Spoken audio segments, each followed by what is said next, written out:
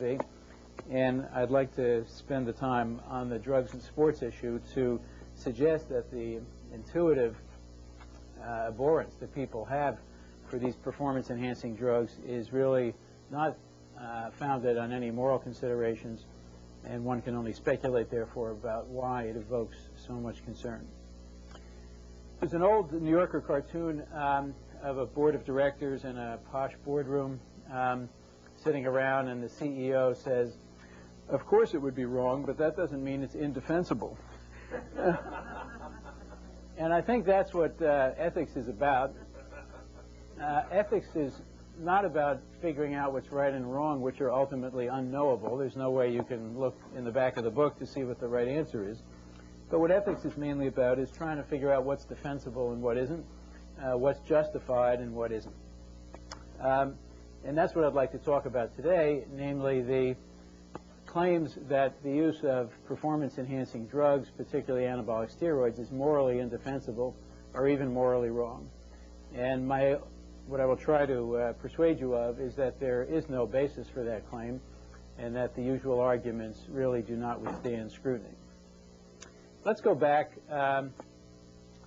27 years to the 1972 Olympics, where some of you will remember an American swimmer named Rick DeMont, who won the gold medal in 1,500 meters, I think it was, a long-distance swimming race, had a urine test taken and had his medal taken away when trace amounts of ephedrine were found in his urine.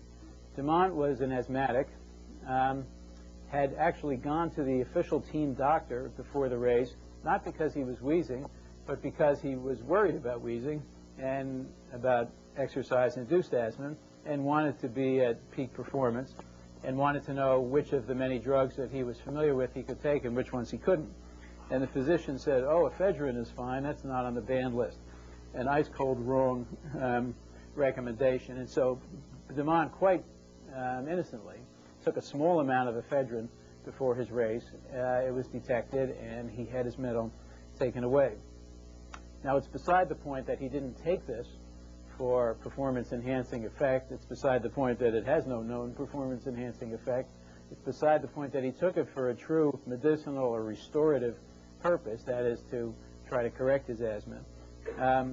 The moral claim upon which the rule was based was that because it might have some performance-enhancing effect, that would make it wrong, and therefore it should be prohibited. We'll come back and examine that in a few minutes. Fast forward 16 years to 1988 in the Seoul Olympics, when Ben Johnson of Canada became the most despised person on the planet for having become the world's fastest human, aided fairly certainly by the use of anabolic steroids. This evoked such universal scorn and outrage that Canada actually appointed an entire commission to look into Johnson and try to decide what they should do about this moral outrage and this national disgrace.